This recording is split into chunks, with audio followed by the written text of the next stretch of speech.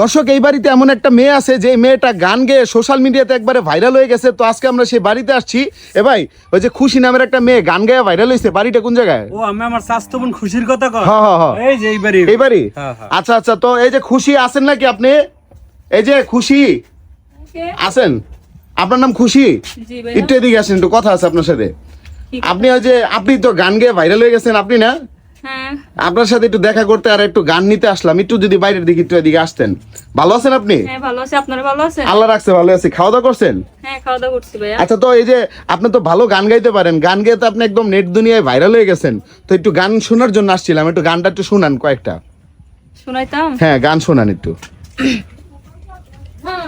একটু জোরে শুনাইবেন কিন্তু। হ্যাঁ আচ্ছা ঠিক হ্যাঁ, আছে। শুনান শুনান। তোমায় আমি ভালোবাসি, তোমায় আমি চাই, আমায় যাইও না ফেলাই।